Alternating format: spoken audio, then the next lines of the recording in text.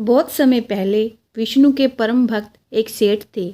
उनके पास धन दौलत की कोई कमी नहीं थी। दिन रात विष्णु जी की भक्ति में लीन रहते थे। हमेशा सच बोलते थे, सभी की मदद करते थे। एक बार विष्णु भगवान जी देवी लक्ष्मी जी से सेठ की खूब तारीफ कर रहे थे, तो माँ लक्ष्मी जी ने विष्णु जी से कहा, स्वामी, आप इस सेठ की इतनी प्रशंसा कर रहे हैं, क्या ये प्रशंसा के योग्य है? क्यों ना आज इनकी परीक्षा ली जाए। भगवान विष्णु ने कहा, अभी सेठ गहरी निद्रा में हैं, आप चाहे तो उनकी परीक्षा ले सकती हैं। इधर सेठ गहरी निद्रा में सो रहे थे। तभी माता लक्ष्मी उनके सपने में आई। उन्होंने कहा कि हे मनुष्य, मैं धन संपदा देने वाली देवी महालक्ष्मी हूँ। गहरी नींद में सो रहे सेठ जी को आश्चर्य हुआ। उन्हें एक पल विश्वास नहीं हुआ कि उनके स्वप्न में माँ लक्ष्मी जी उन्हें दर्शन दे रही हैं। सेठ जी बोले, ये मेरा सौभाग्य है कि माँ लक्ष्मी आपने मुझे सपने में दर्शन दिए। देवी माँ, मैं धन्य हो गया। बताइए, मैं आपकी क्या सेवा कर सकता हूँ?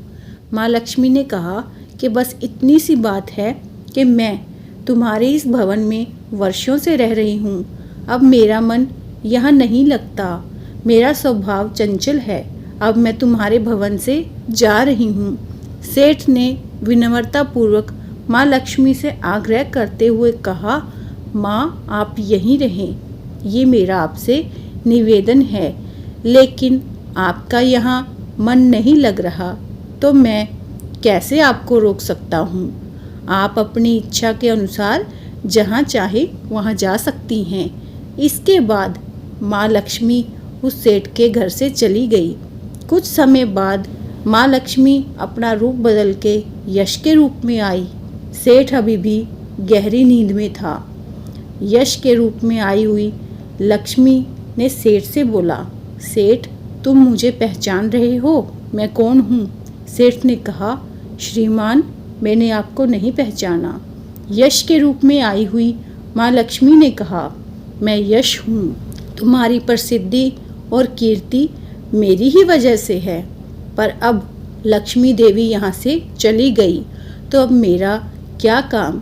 मैं तुम्हारे साथ अब नहीं रहना चाहता। सेठ ने कहा कि अगर आप भी जाना चाहते हैं तो चले जाइए, जैसी आपकी इच्छा।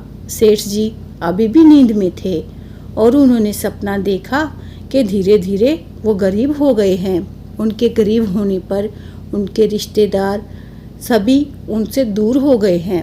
वो अकेले हैं। सेठ के पास ढेर सारा धन दौलत था, तब उनके रिश्तेदार और साथी उनका गुणगान करते थे, पर अब वो गरीब हो गए हैं। अब यही लोग सेठ जी की बुराई करने लगे। सेठ जी सब सपने में देख रहे थे।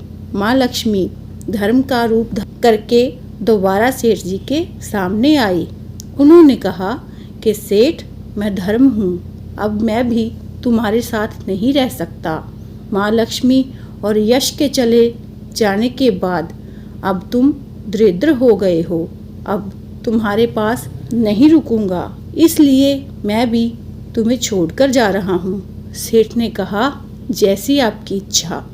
सेठ जी का साथ धर्म भी छोड़कर चला गया। कुछ पल बीतने के बाद सत्य का रूप धारण कर सेठ के सपने में माँ लक्ष्मी फिर आई। उन्होंने कहा, मैं सत्य हूँ। माँ लक्ष्मी यश और धर्म के जाने के बाद अब मैं भी यहाँ नहीं रहूँगा। मेरा यहाँ क्या काम? इतना सुनते ही सेठ जी ने तुरंत सत्य के पैर पकड़ लिए और बोले, महाराज, मैं आपको नहीं जाने दूंगा।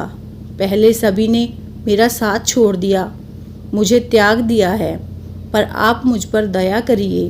कृपा मुझे छोड़कर यहाँ से मत जाइए। सत्य के बिना मैं एक पल अपना जीवन नहीं बिता सकूंगा। अगर आप चले जाएंगे तो मैं अपना शरीर त्याग दूंगा। सत्य ने सेठ जी से प्रश्न किया, तुमने माँ लक्ष्मी, यश और धर्म तीनों को बड़ी सहजता से जाने दिया, तुमने उन्हें रोका क्यों नहीं? सेठ जी ने बड़ी ही विनम्रता से जवाब दिया, मेरे लिए वो तीनों बहुत ही महत्व रखते हैं, पर उन तीनों के बिना भी मैं अपने भगवान की पूजा, आराधना, जप तप कर सकता हूँ, भगवान की कृपा प्राप्त कर सकता हूँ।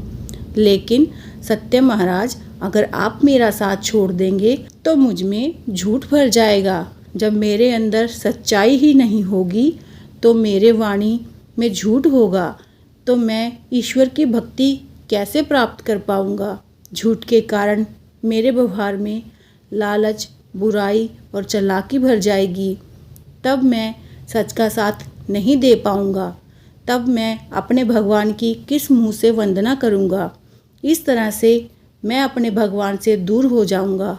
सेठ जी का उत्तर सुनकर सत्य बहुत प्रसन्न हुआ और कहा कि तुम्हारी अटूट भक्ति से मैं प्रसन्न हुआ, इसलिए मैं तुम्हें छोड़कर कहीं नहीं जाऊँगा। तुम एक अच्छे और सच्चे मनुष्य हो।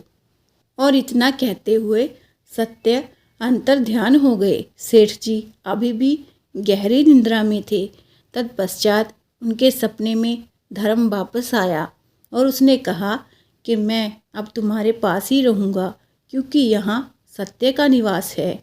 सेठ जी ने खुश होकर कहा, धर्म आपका स्वागत है। उसके कुछ ही पल बाद यश वापस आए और बोले, जहाँ सत्य और धर्म रहता है वहाँ यश अपने आप ही आ जाता है।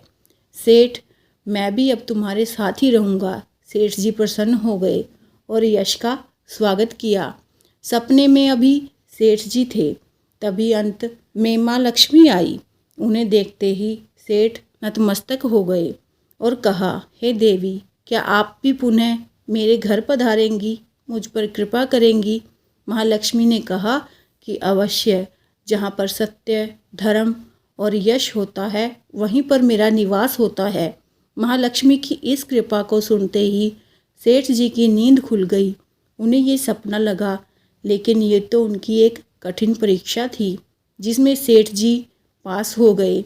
उनकी सत्यता और भक्ति ने उन्हें धन, यश, धर्म सब कुछ दे दिया। तो हमें ये हमेशा स्मरण रखना चाहिए कि जहाँ सत्य का निवास होता है वहीं पर यश, धर्म और लक्ष्मी का निवास अपने आप ही हो जाता है।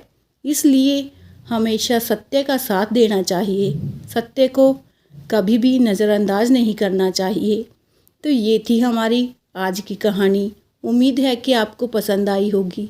अगर कहानी अच्छी लगी हो तो वीडियो को लाइक, शेयर और चैनल को सब्सक्राइब करना ना भूलिएगा।